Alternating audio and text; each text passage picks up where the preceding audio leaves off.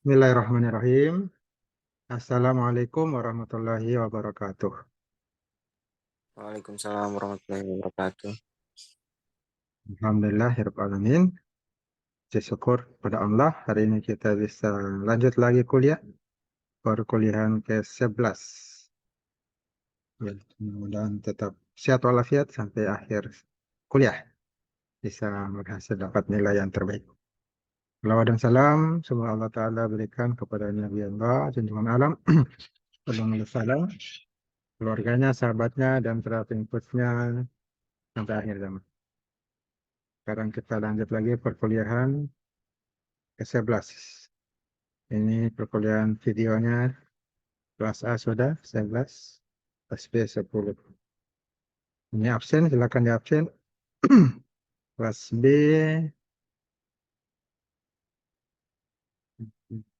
yang awal 13, 10, 2. Kurang absen. Kemudian ke-11 juga 2. Kurang absen. Kemudian volume pembelajaran bisa diisi. Materi dan tugas sekarang ini kita masuk materi ke-11. Ya, jangan lupa di sampingnya ada tugas ya. Apa namanya? Tugas dari materi. Nah, ini juga akan pengaruh nilai. Nah, di sini ada nilai berapa yang kerjakan. Tergantung nilainya ini masih rendah kalau tadi kerjakan tugas 1 dan 14. Misalnya UTS dan UAS. Ini baru berapa? Baru dari ada sah. Yang lain belum kerja. Yang diharapkan dikerjakan juga tugasnya supaya ada nilainya. Nilainya 45% itu paling tinggi tugas. Ini soalnya setelah mengisi profil mahasiswa, jadi email, nama, NPM kelas, kemudian soalnya ini ada berapa? 1, 2, 3. Oh, ada beberapa soal ini. Tidak terurut. Masukkan nomor dulu. Edit ya. Tuliskan 3 jenis konstruksi perkerasan dalam. Tuliskan 6 jenis kerusakan. Jelaskan karakter ini bahwa ini. Silakan. Dan karakter. Ini nomor 3 jelaskan klasifikasi tanah. Sistem klasifikasi tanah. Jelaskan nomor 4. Jenis jenis sistem klasifikasi tanah. Nah, nomor 4 terkait. Karakter Anda bagaimana? Karakter yang diberikan Nabi Ibrahim. Nomor 5. 5.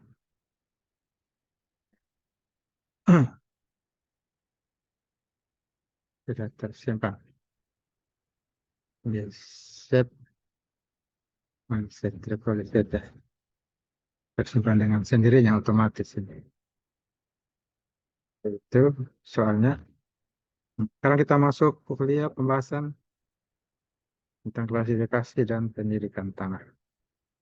Klasifikasi, jadi kita ulang kembali ini materinya. Materinya mengarahkan kepada pembahasan semuanya ya. Ulang.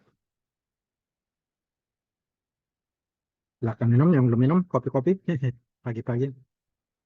Nah, kita membahas kembali perkerasan jalan. Nah, ini seperti sebelumnya, penjelasan jenis dan fungsi lapis perkerasan berdasarkan bahan pengikatnya. Konstruksi perkerasan dibedakan atas 3. Flexible pavement atau konstruksi perkerasan lentur, rigid pavement, konstruksi perkerasan kaku, dan composite pavement, konstruksi perkerasan komposit. 3. Nah, untuk flexible pavement ini yaitu perkerasan yang menggunakan aspal, bahan pengikatnya. Lapisan-lapisan perkerasan bersifat memikul dan menyebarkan beban lalu lintas ke tanah dasar. Subgrade. Rigid pavement yaitu perkerasan yang menggunakan semen, PC atau potongan semen. Semen sebagai bahan pengikatnya. Plat beton dengan atau tanpa tulangan, dia diletakkan di atas tanah dasar dengan atau tanpa lapis pondasi bawah. Bisa lapis pondasi bawah, setelah subgrade tanah dasar lalu plat beton. Bisa juga tidak, langsung di tanah dasar. Beban lalu lintas sebagian besar dipikul oleh plat beton. Nah, yang ketiga ini composite pavement, ini gabungan namanya komposit. Jadi perkerasan kaku bisa dikombinasikan dengan perkerasan lentur, bisa juga terbalik ya. Perkerasan lentur di atas perkerasan kaku, atau perkerasan kaku di atas perkerasan lentur. Jadi dikombinasikan perkerasan kaku dan lentur. Bisa lentur di atas, kaku di bawah, bisa kaku di bawah, lentur di atas. Bisa juga perkerasan lentur dulu, kemudian kaku, lentur lagi. Komposit. Jadi ada kombinasi antara dua perkerasan, flexible pavement dan rigid pavement. Nah, ini perbedaannya rigid pavement dengan uh, flexible pavement. Nah, fleksibel aspal, bahan pengikatnya, rigid semen bahan pengikatnya. Fleksibel, repetisi bebannya timbul rating, ada lendutan pada jalan roda. Dan kalau perkerasan rigid ini timbul retak-retak pada permukaan. Retak buaya dan lain-lain. Penurunan tanah, kalau fleksibel, ini jalannya bergelombang mengikuti tanah dasar, dia turun. Kalau rigid, ini bersifat sebagai balok di atas peletakan. Kita turun, asal ada baloknya kuat, ya, dia tetap rata. Sedangkan perubahan temperatur untuk fleksibel pavement menulis kekakuan berubah, timbul tegangan dalam yang kecil. Kalau rigid pavement menulis kekakuannya tidak berubah, timbul tegangan dalam yang besar. Bar dasar di atasnya ada perkerasan. Ini bisa komposit, bisa fleksibel pavement atau rigid pavement. Semakin ke atas tegangan yang dipikul semakin besar, untuk perkerasan yang semakin bermutu. Perkerasan bagian bawah dapat menggunakan bahan yang mutunya lebih rendah, makanya lebih murah. Untuk daya dukung tanah, dasar rendah, maka butuh lapis perkerasan. Makanya perlu dikeras, ya, diperkeras. Jadi buat apa namanya? Spal, dikeras, perkerasan. Bahasa tekniknya perkerasan, atau istilahnya pavement. Untuk flexible pavement ini, untuk perkerasan menggunakan aspal, bahan pengikatnya, dan lapisan-lapisan perkerasannya bersifat memikul dan menyebarkan beban lalu lintas ke tanah dasar. Konstruksi perkerasan lentur ini ada lapisan-lapisan di bawahnya.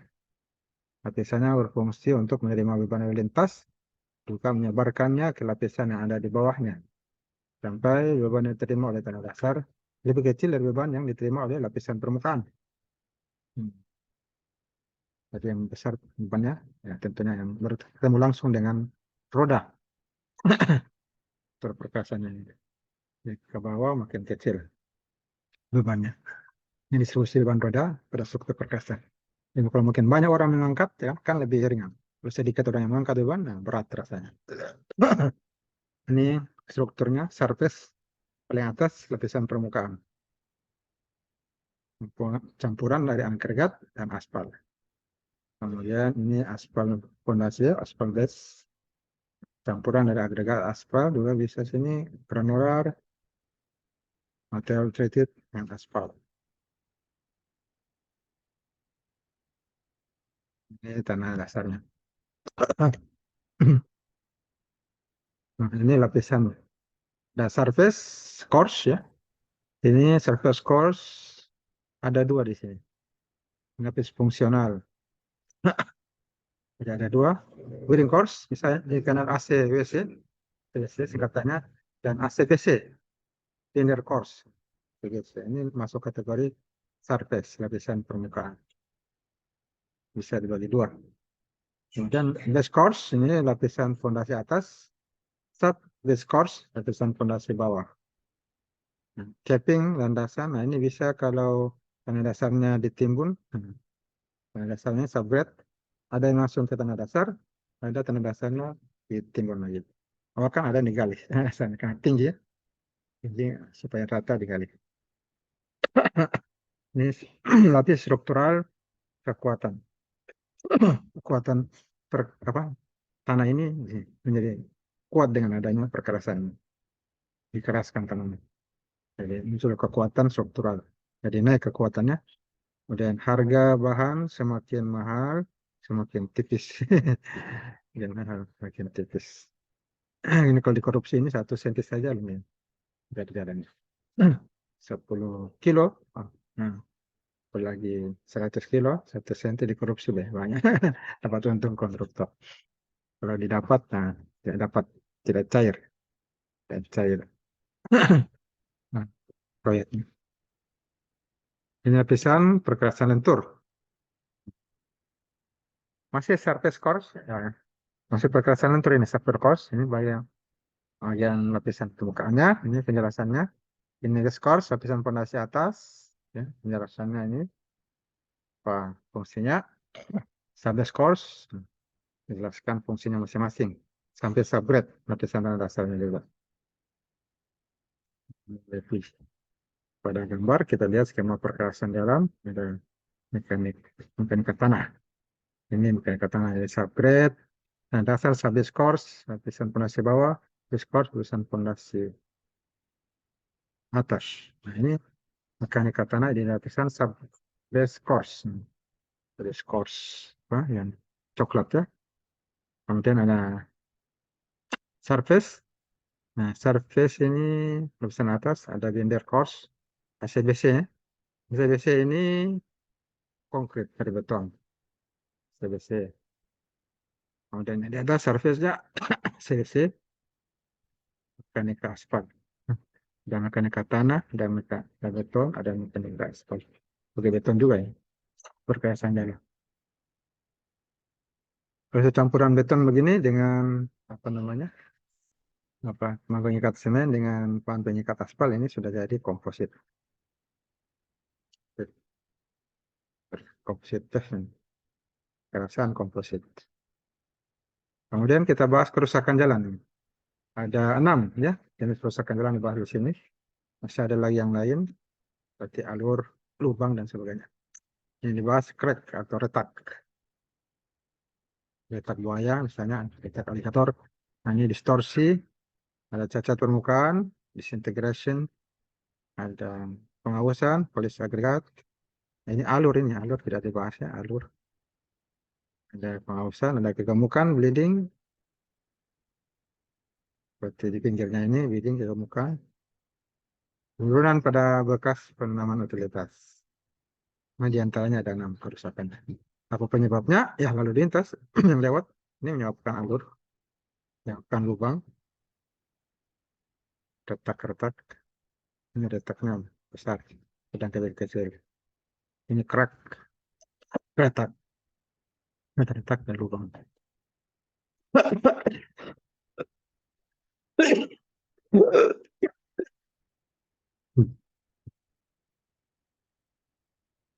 Ya, setelah lanjut lagi. Jadi bisa lalu lintas, bisa air, material, konstruksi perkerasannya, bahan-bahannya, pengaruh iklim, kondisi tanah yang tidak stabil, dan proses pemadatannya kurang bagus. Berikutnya, setelah kerusakan jalan, kita bahas klasifikasi tanah. Ini untuk menjelaskan karakteristik sifat-sifat tanah. Ada USGS, Unified Soil Classification System. Ada 2 kelompok besar ini, tanah berbutir halus dan tanah berbutir kasar biasanya. Berbutir halus. Simbol-simbolnya SCS ada W, well grade, gradasi baik, poorly grade, P, gradasi buruk, L, low plasticity, dan H, high plasticity. Maka di sini metode USGS jenis tanahnya ada kerikil, ada pasir, sand, dan ada fraksi halus, lanau dan lempung. Clay.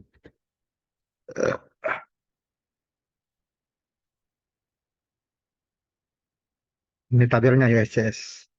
Kita lihat di sini simbolnya. GW sampai SC. GP, GM, GC, SW, SP, SM, SC. Simbol menunjukkan jenis tanahnya. Nanti kalau dianalisa itu bisa dapat jenis tanahnya yang mana.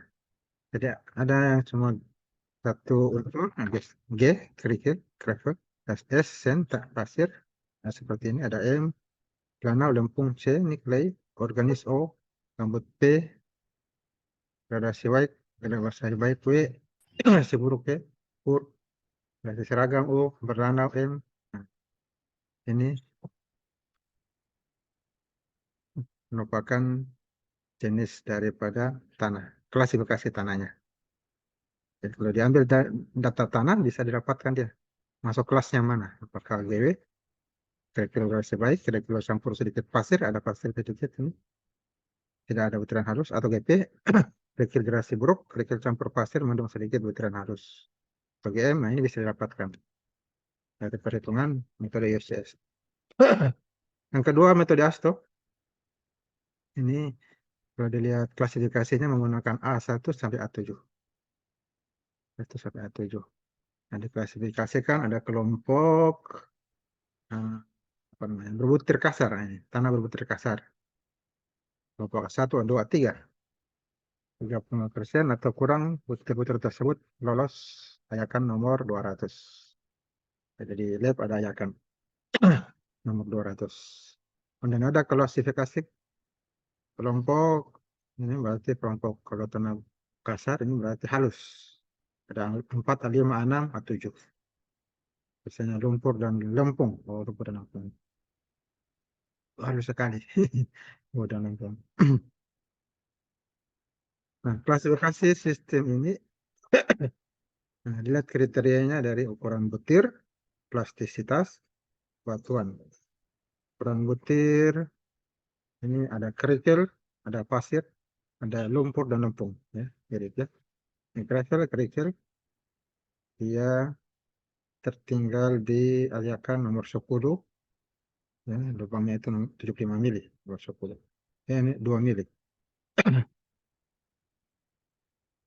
Nomor 10, nanti nomor 10. Kalau pasir, aliakan nomor 10 ini 2 mili,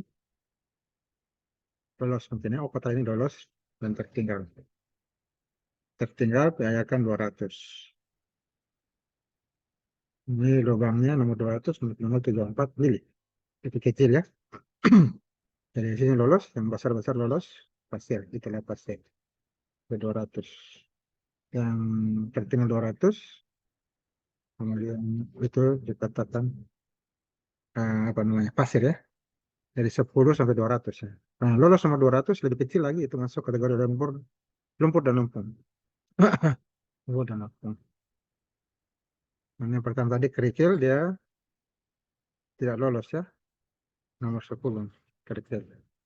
Kalau pasir, lolos nomor 10 sampai nomor 200. Tidak lolos yang tertahan. Sedangkan yang lolos nomor 200 yang masuk lempung, tulang lumpur. Kecil sekali. Itu juga plastisitas, lihat kriteria untuk sistem ini. Lihat plastisitasnya. Berlanau, nah, jika butiran tanah mempunyai indeks plastisitas di bawah 10 ke bawah.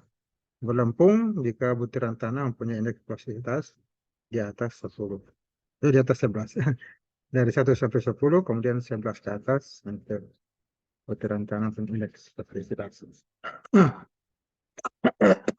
Batuan, ukurannya lebih besar 70 meter. Jadi dikolongkan. Tidak masuk dalam klasifikasi ini. Ini cuma sampai 75 mili. 70 mili sampai nomor 10. Tertahan nomor 10. Buat kriteria di atas itu 75 mili lebih besar. Tidak masuk kategori. Tidak masuk kategori dalam sistem ini. Jadi ada kerikil. Ini standarnya. Pasir, pasir halus.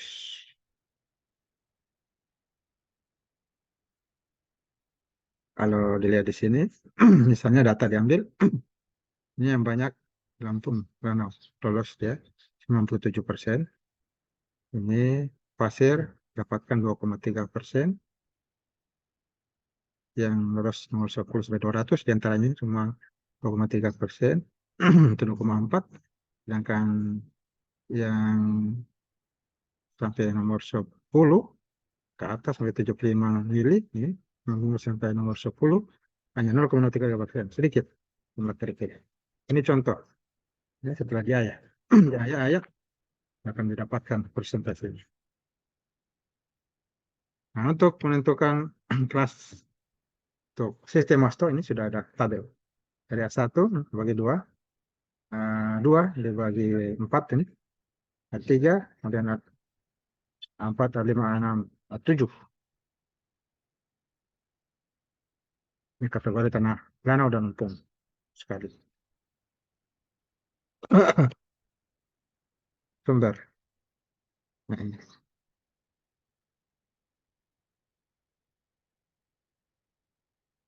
Indeks plastisitas. Ada rumusnya. Nanti ada perhitungannya di file satunya itu perhitungannya. Yang ketiga ini USDA sistem. Nah, ini ada semacam apa? Segitiga, segitiga piramid. Nah, di sini ada sudah kelasnya, ada clay, ya, ada sand clay, yang bercampur tanah dia. Silty clay, ada clay loam, sandy clay loam, sandy loam, silty loam, silt, ada silty clay loam. Nah, ini kelasnya. Tanah A ada sand, pasir 40%, clay 20%, silt 40%. Tanah B gravel, kerikil 20%, sand 20%, pasir, clay 20%, silt 40%. Tanah dan lumpur. Perhitungannya tidak dijelaskan di file satunya lagi ada perhitungan industri. Perhitungannya gampang kalau ditaruh rumusnya, kalau tidak ditaruh rumusnya susah. Itu. Kalau pelajari rumusnya, masukkan data, selesai. Ini pelajaran paling mudah ini, pelajaran hitung-hitung. Kemudian kita bahas penyelidikan tanah yang berkaitan dengan tanah. Ada beberapa apa namanya uji, ada CBR, California Building Hasil, ada kerucut pasir, Sencon, dan ada SPT, Standar Penetrasi Test. Yang pertama ini CBR, ini perbandingan antara beban penetrasi suatu bahan terhadap bahan standar dengan kedalaman dan kecepatan penetrasi sama secara umum. Perkerasan jalan ini memenuhi dua syarat. Satu, secara keseluruhan perkerasan jalan harus cukup kuat untuk memikul berat kendaraan yang akan lewat. Yang kedua, permukaan jalan harus dapat menahan gaya gesek dan aus dari roda-roda kendaraan. Juga pengaruh air dan hujan. Nah, nilai CBR ini digunakan untuk menilai kekuatan yang juga dipakai sebagai dasar untuk penentuan tebal lapis dari suatu perkerasan. Ya, ada perhitungannya untuk menentukan lapis perkerasan, salah satunya nilai CBR yang 6% dan seterusnya.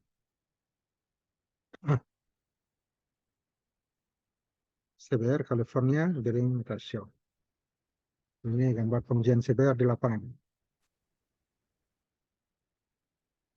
Di lapangan. Ini dihitung. Setelah diambil datanya, ini rumusnya CBR. Kemudian kita masuk kepada Sencon. Jadi kerucut pasir. Merupakan salah satu jenis pengujian yang dilakukan di lapangan juga. Menentukan berat isi kering, kepadatan tanah asli ataupun hasil suatu pekerjaan pemadatan pada tanah kohesif maupun non-kohesif. Percobaan ini biasa dilakukan mengevaluasi hasil pekerjaan pemadatan di lapangan yang dinyatakan dalam derajat pemadatan, degree of compaction. Kita perbandingan antara gamma D lapangan kerucut pasir dengan gamma D maksimal hasil percobaan pemadatan di lab dalam persentase lapangan. Nah, ini volumenya, rumusnya. Salah ya. Sorry Bu Adi. Ini gambar pengujian Sencon. Yang ketiga SPT. Yang terakhir ini SPT. Uji yang dilaksanakan bersamaan dengan pengeboran untuk mengetahui baik perlawanan dinamik tanah maupun pengambilan contoh terganggu dengan teknik penumbukan. Uji SPT terdiri atas uji pemukulan tabung belah dinding tebal ke dalam tanah disertai pengukuran jumlah pukulan untuk memasukkan tabung belah sedalam 300 mili, 30 cm ya, vertikal. Uji penetrasi standar SPT ini dilaksanakan bersamaan dengan pengeboran untuk mengetahui baik perlawanan dinamik tanah maupun pengambilan contoh terganggu dengan teknik penumbukan. Uji SPT terdiri atas uji pemukulan tabung belah dinding tebal dalam tanah dan disertai pengukuran jumlah pukulan untuk memasukkan tabung belah sedalam 30 cm vertikal. Dalam sistem beban jatuh ini digunakan palu berat 63,5 kilo, 150 lbs. Yang dijatuhkan secara berulang dengan tinggi 0,76 meter, 30 inci. Pelaksanaan pengujian dibagi dalam 3 tahap, yaitu berturut-turut setebal 15 cm, 6 inci untuk masing-masing tahap. Tahap pertama dicatat sebagai dudukan, sementara jumlah pukulan untuk memasukkan tahap kedua dan ketiga dijumlahkan untuk memperoleh nilai pukulan atau perlawanan SPT. Dinyatakan dalam pukulan per 0,3 meter atau pukulan per foot. Uji SPT dilakukan pada setiap 2 meter pengeboran dan dihentikan pada saat uji SPT yang di atas 60 N berturut-turut sebanyak 3 kali. Ini adalah gambar pengujian SPT. Yang waktu saya praktek ini belum digunakan. Yang ada ini Semcon laboratorium CBR. Jadi, demikian materi kita pada kesempatan ini. Kemudian saya tutup dengan materi pengembangan karakter. Apakah karakter Anda sudah ada sama dengan karakter Nabi Ibrahim alaihissalam? Kita lihat kisah Nabi Ibrahim alaihissalam. Apakah sama karakternya dengan karakter Anda? Di sini dikisahkan bahwasanya manusia sejak lahir itu sudah bertauhid. Demikian juga Ibrahim alaihissalam, Allah memberinya gelar Khalilullah, artinya kekasih Allah. Ibrahim ini berdakwah di masyarakat yang mencari Tuhan. Yang mana Tuhan saya? Ditemukan bulan, temukan Venus. Kemudian bulan itu muncul malam hari, kemudian berpindah, bergerak, hilang. Dan ini bukan Tuhan saya tidak mungkin hilang. Tuhan saya tidak mungkin berpindah-pindah. Muncul lagi yang lainnya. Muncul matahari, oh ini Tuhan saya. Setelah bergerak, siang hari, pagi hari, siang hari, hilang, sore hari hilang. Ini bukan Tuhan saya. Karena matahari itu bergerak dan hilang. Kemudian Allah memberikan petunjuk bahwasanya Tuhan itu yang menciptakan matahari dan bulan, yang menciptakan Venus, menciptakan semuanya. Jadi dia mendakwakan agar manusia itu tidak menyembah makhluk-makhluk ciptaan-ciptaan, tetapi menyembah yang menciptakan makhluk, yang menciptakan matahari, yang menciptakan bulan, yang menciptakan manusia, kehidupan yang di dunia ini, semuanya. Nah, Subhanallah. itulah dakwah yang dilakukan oleh Ibrahim alaihissalam. Nah, termasuk menyampaikan kepada ayahnya sendiri, Azar, di mana dia ada pemahat berhala, bahwasanya itu buatan manusia, jadi tidak layak disembah. Yang disembah itu menciptakan batu berhala tersebut dan manusia yang bisa bergerak. Ibrahim Salam mengingatkan dengan sopan dan santun dan lembut kepada ayahnya. Ya, ditolak. Gitu juga masyarakat, beliau sampaikan ditolak. Mereka tetap memilih menyembah batu yang mereka buat. Nah, Ibrahim ini anak yang pemberani dia. Dia hanya takut pada Allah, pencipta semuanya, termasuk manusia dan batu-batu berhala. Lalu dihancurkan berhala-berhala milik Raja Namrud, kecuali satu berhala yang besar. Nah, digantungkan ini kapaknya yang menghancurkan. Jadi Ibrahim ini pintar berdiskusi juga. Raja Namrud ini murka, kemudian disuruh tangkap oleh Ibrahim. Nah, ini perintah Raja Namrud pada pasukan. Kemudian setelah Ibrahim datang, ditanya ke Nabi Ibrahim, kenapa hancurkan ini patung-patung Tuhan-Tuhannya mereka. Nabi Islam menjawab tuduhan Namrud, dan dia katakan, coba tanyakan saja pada berhala yang paling besar. Wakaf itu. Berhala tidak bisa jawab. Jadi ini menunjukkan batu berhala ini bukan Tuhan. Nah, bagaimana bisa dikatakan Tuhan, sedangkan dia tidak tahu siapa yang menghancurkan batu berhala yang lain. Nah, ini luar biasa. Ya, dalam hal argumentasi, Ibrahim menang, tapi yang namanya orang kufur, ya raja yang zalim, tidak mau menerima kebenaran. Jadi itulah. Jadi raja zalim, walaupun dia salah, disampaikan, tetap saja dia bela kesalahannya. Akhirnya Nabi Ibrahim AS diikat dan dibakar selama 40 hari. Hmm. Oleh raja yang zalim ini. Dan selama dibakar, Nabi Ibrahim alaihissalam berdoa, Hasbunallah wa ni'mal wakil, ni'mal maula wa ni'mal nasir. Allah Ta'ala menjadikan api yang panas menjadi dingin dan sejuk. Itu ini doanya. Hasbunallah wa ni'mal wakil, ni'mal maula wa ni'mal nasir. Hasbunallah wa ni'mal wakil, ni'mal maula wa ni'mal nasir. Nikmat nasib. Iya, jadi bisa dihafal. Dan sebaiknya hmm, yang muslim bisa menghafalnya. Nah, Nabi Ibrahim salam akhirnya selamat dan kembali berdakwah. Dia mengajak anak dan keluarganya selalu memuliakan tamu dan mendirikan sholat. Kemudian Allah Ta'ala membinasakan Raja Namrud yang kejam dengan nyamuk yang masuk ke dalam hidungnya. Biasanya Raja Namrud, orang yang hebat tapi mati karena nyamuk. Allah juga datangkan banyak nyamuk untuk menyerang pasukan Raja Namrud. Nah, apa karakter yang bisa kita ambil? Apakah sudah sama karakter Anda dengan karakter Nabi Ibrahim? Yang pertama harus selalu berkata santun dan lembut pada orang tua. Kemudian tidak takut gelap dan pemberani, ya, berani orangnya. Kemudian harus memuliakan tamu dan terus mengajak orang tua, adik dan kakak beribadah dan beribadah kalau muslim mendirikan sholat. Ya, ya itulah karakter yang coba kita terapkan dalam kehidupan kita sehari-hari. Apakah Anda sudah punya karakter seperti ini? Orang yang santun, membuat pada orang tua, tidak takut gelap, malam hari ke kamar kecil tidak takut, pemberani, menyampaikan kebenaran, memuliakan tamu, mengajak keluarga beribadah. Nah, ini doa yang bisa dihafal. Oh, Nabi Ibrahim alaihissalam. Hasbunallah wa ni'mal wakil. Ni'mal maula wa ni'mal nasir. Hasbunallah wa ni'mal wakil. Ni'mal maula wa ni'mal nasir. Inilah kita mencoba kita ambil untuk karakter kita sudah sampai seperti itu atau belum.